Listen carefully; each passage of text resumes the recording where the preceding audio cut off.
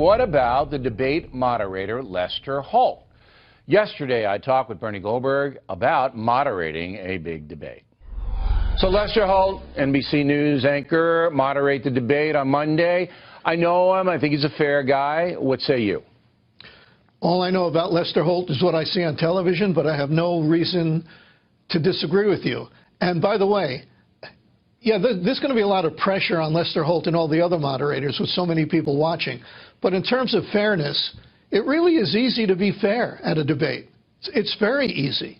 All you have to do is ask tough questions equally on both sides, hard questions, provocative questions, on subjects that matter, not some fringe topic and that's only designed to trip somebody up. But then there's another question, Bill, and that is the fairness of the audience. Because I guarantee you, if Lester Holt asks a perfectly legitimate question of either candidate, let's say Donald Trump, that Donald Trump doesn't like, then his supporters are going to yell unfair and bias.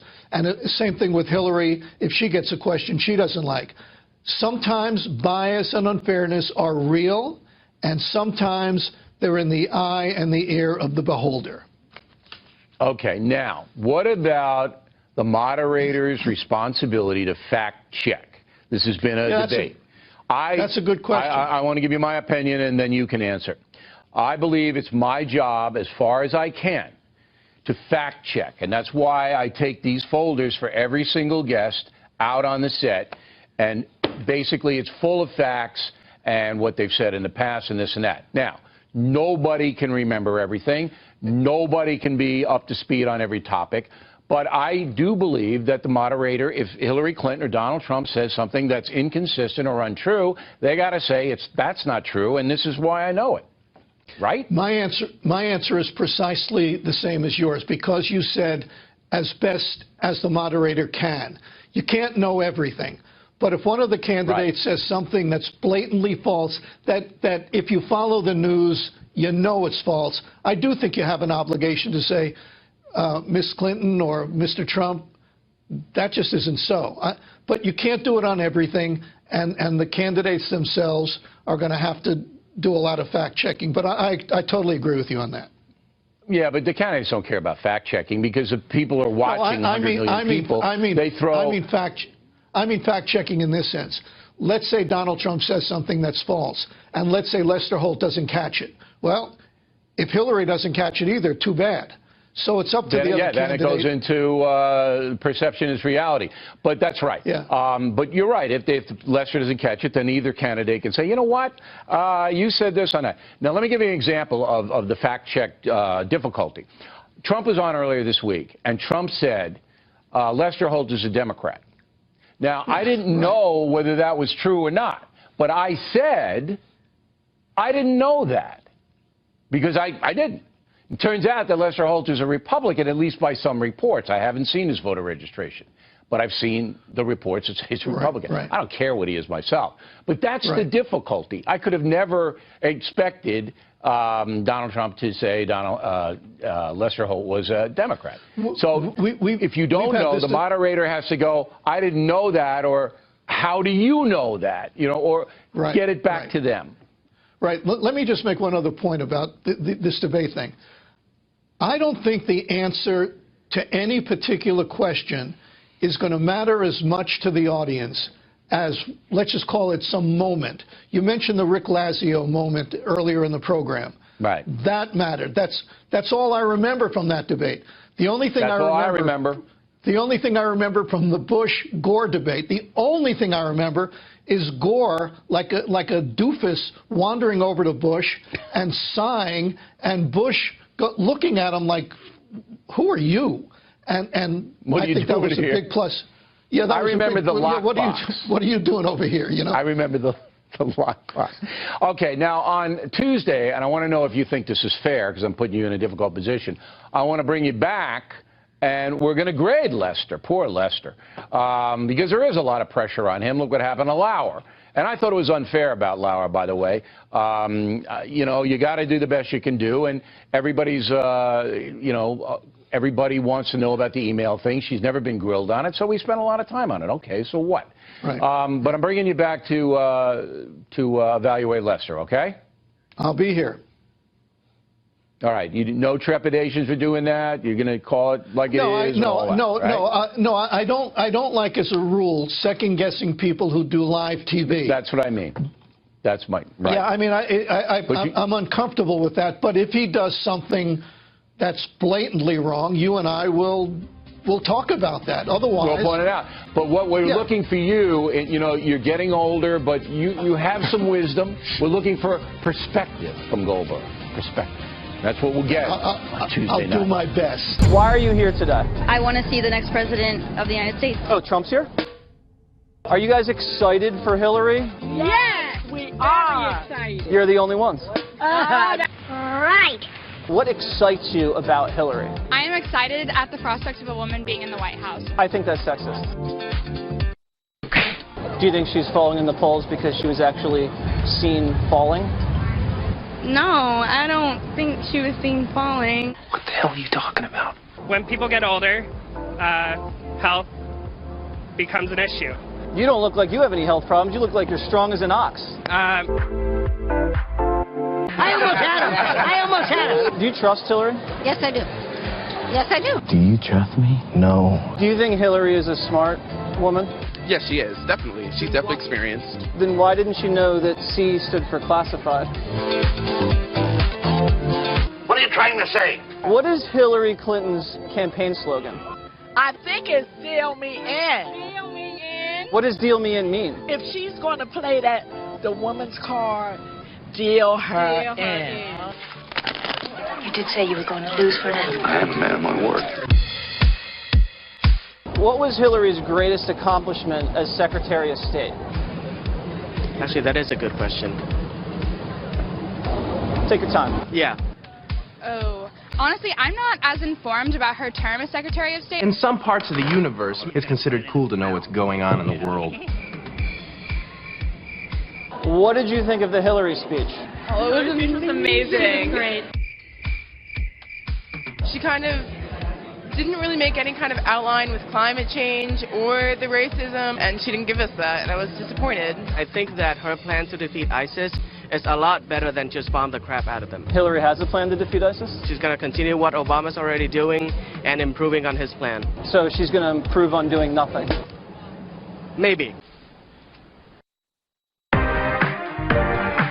Are you more of a pro-Hillary voter or an anti-Trump voter? I am an anti-Trump voter, definitely. I would usually vote for a Republican Party, but then with Trump, he is definitely not representing what the GOP is all about. More pro-Hillary, I More think. pro-Hillary. Yeah. What don't you like about Trump? The fact that he does not have respect for all people. He's just like temperamentally unfit. I don't think he thinks much when he speaks. If Hillary's so level-headed, why did she set up a secret server in her basement?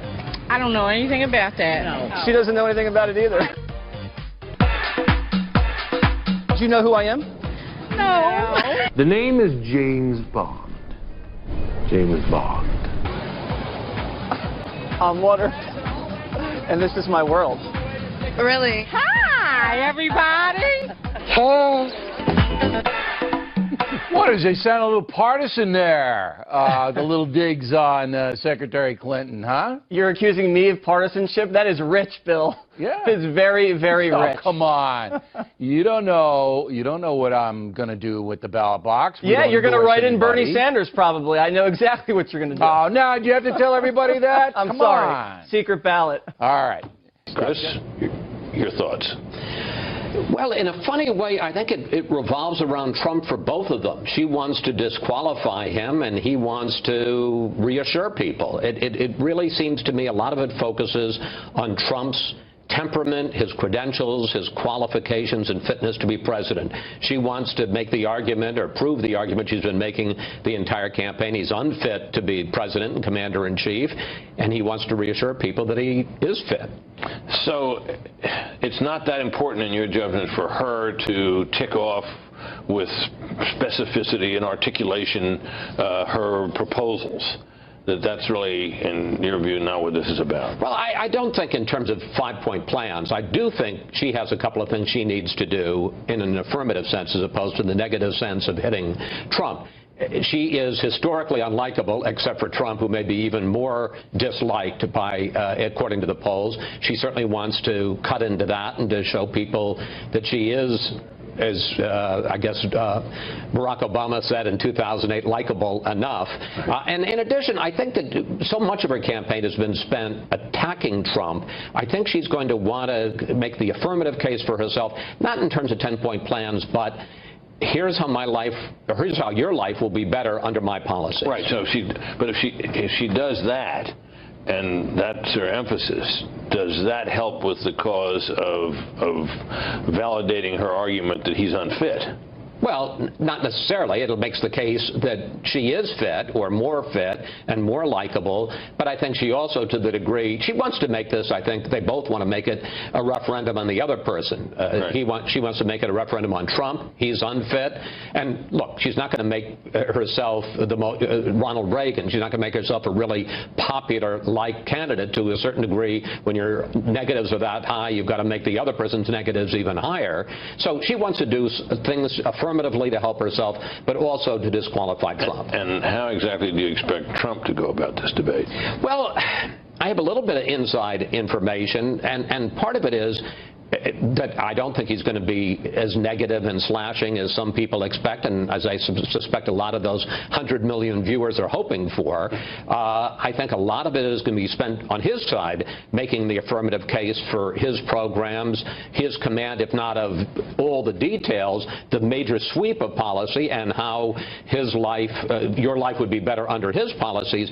In terms of Clinton, though, one of the things I think they want to do is a kind of jujitsu that Obama did in 2008 when she kept hitting him. He's inexperienced. He's been around for 10 minutes. She's been in public life for a quarter century. He said, if that's the kind of experience that you're talking about, look at what the messes are. You got us into Iraq. We have all these problems in the world. I think he'll do the same thing, questioning her policies, questioning Obamacare, a variety of policies, and saying so much for experience. You know, I've been thinking about this myself and what I would do were I in his position and faced with the fact that it's probably too late to cram into yourself, you know, enough detail to make it sound like you're already president or have been president. But what happened? How will he deal with the challenge of questions that sort of call for specificity and some detailed knowledge about policy, about the world, about issues, and so on? Well, again, talking to his staff, they say he knows more than we all think he knows. We'll see on Monday night. And, you know, it's not, again, I don't think most of the viewers out there, I know I don't want to hear an 8-point plan. Those things go in one ear and out the other. You'd want to sense but doesn't it make a impression that you have an 8-point plan? Well, yeah, but I think the main thing is you know what you're talking about. And there are a lot of people who question that about Donald Trump, and it's going to be one of the fascinating things we'll know on Tuesday morning. Did he satisfy those doubts, those concerns people have about his knowledge, his qualifications, his fitness? In a sense, he goes into the debate with more questions about whether he should even be on that stage than any presidential candidate I can remember. And that's a challenge, but it's also an opportunity, because if he can pass that bar, he'll have done a lot of good for himself. And would you agree that the bar is, by virtue of what you just described, set pretty low for him? Yeah, but first of all, it's not only one debate. It's 3 debates. That's what I think he's got to accomplish in this debate. He does need to show that he belongs on that stage.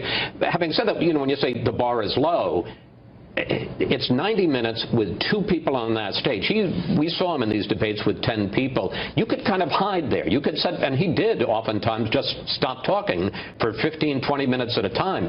You're going to have to talk every 2 minutes or so, and you can be sure she's going to be pressing him in ways that are going to be forcing him to demonstrate his knowledge or his command. I don't mean she's going to be asking him, you know, tell me the number between 1 and 10 I'm thinking of right now. But, you know, she may say something about one of these leaders of a country and, you know, and try to make it clear she knows who this person is and met with them, and he doesn't. So it won't be easy for him. It's a lower bar in terms of just establishing his credibility, but it'll be a very challenging 90 minutes for both of them.